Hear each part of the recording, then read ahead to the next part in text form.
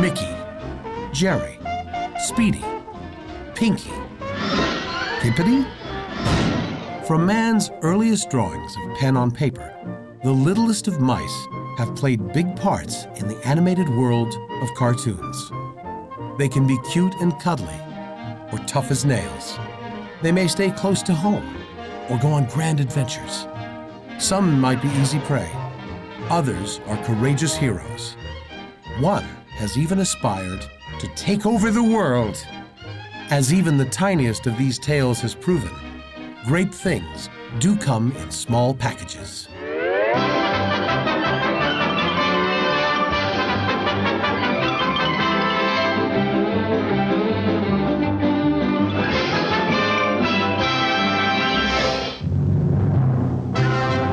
Hollywood's fascination with mice began the moment Disney's Mickey Mouse first piloted a steamboat down the river in 1928. Every animation house, including Leon Schlesinger's upstart Looney Tunes and Merry Melodies, scrambled to find a star audiences would love as much as Walt's mischievous mouse. Schlesinger's animators drew hordes of mice that marched, danced, sang, even boxed. But they just couldn't capture Mickey's magic. So the Looney Tunes directors turned to a menagerie of other characters, like Bosco, Buddy, Ham and X, and Beans, before a shy, stuttering pig named Porky eventually became their first bona fide superstar. What I need around here is a cat.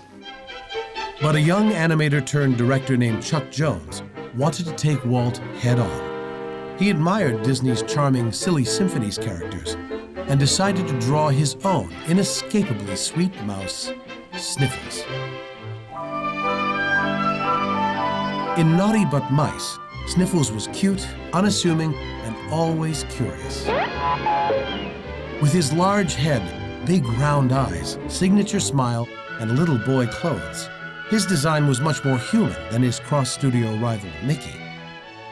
Also unlike Mickey, Sniffles' speech wasn't performed in falsetto.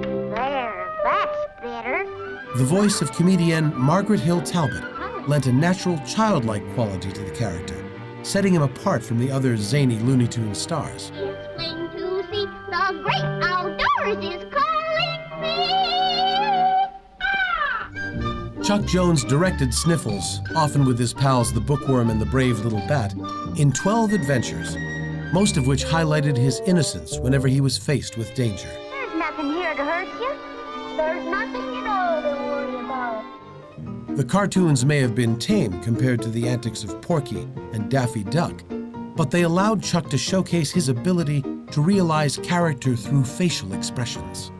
However, by the end of the series, Sniffles had become an incessant chatterbox, Really, Ham? Truly. more of a nuisance than cute. Me?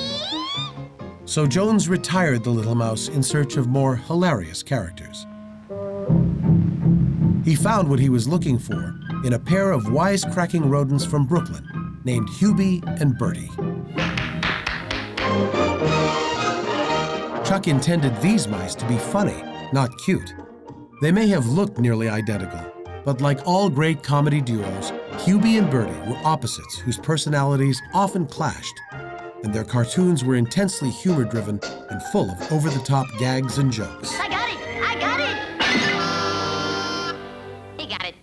Hubie, the fast-talking schemer, was always forcing poor Bertie to do the grunt work, Now here's what you should do, boy. often slapping him around when his natural goofiness interfered with the plan at hand. I get to push the next button. I get to push the next button. No, you don't. Which usually involved the pair psychologically tormenting some hapless cat. There, what did I tell you? In Mouse Wreckers, that neurotic feline became champion mouser Claude Cat, a nervous and lazy kitten whose attempts to protect his home from the manipulative mice prove futile as they drive him to the brink of madness. Hubie and Bertie may have been Warner Brothers' answer to MGM's Tom and Jerry, but unlike their competition, these rodents could speak, often a mile a minute, Hey, boy, come on. Yeah, Hubie, yeah. What is it, eh? What's a good word, eh? brilliantly voiced by two of the Looney Tunes' key screenwriters, Michael Maltese and Ted Pierce. Come on, boy, we got work to do. Yeah, sure. Despite their short run, Hubie and Bertie were extremely important in Chuck Jones's evolution as a director. Gone were the sweet fluff starring ultra-cute characters like Sniffles. What will they think of next? These mice were insecure, ego-driven narcissists, I'm only 3.5 years old. traits that Chuck would later draw out of Daffy and infuse in Wile E. Coyote. The Looney Tunes also found Oscar-winning success with the team of Sylvester the Cat and Tweety Bird. But when Tweety wasn't around, the starving Sylvester often turned to hunting mice, even mistaking a bouncing baby kangaroo for a giant mouse. Suffering succotash. But in Cat Tales for Two, director Robert McKimson hit upon the idea for a new, mean, ratty mouse, Speedy Gonzales, the fastest mouse in all Mexico, who outwits and outruns a pair of mismatched cats. Adios, senors. It wasn't long before director Friz Freeling redesigned Speedy, losing his giant gold front tooth while gaining his trademark yellow sombrero and a signature cry from voice actor Mel Blanc. Hello, pussycats. Freeling pitted Speedy against his favorite feline, Sylvester, and the pair were a match made in cartoon heaven. Speedy Gonzales earned an Academy Award, and Speedy became Warner Brothers' last great international superstar. Speedy was smart, strong, and brave. He stood up for underdog mice everywhere, including his cousin Slowpoke Rodriguez, the slowest mouse in all Mexico. Speedy even raced against the Roadrunner in The Wild Chase, a race he would have won if Sylvester and Wile E. Coyote hadn't combined forces. The winner! Eventually, a determined Daffy Duck replaced Sylvester as his nemesis in a series of low-budget escapades, but it wasn't long before even Speedy had run out of gas. The golden age of animation may have been over, but the Looney Tunes left us with an unforgettable family of pint-sized personalities.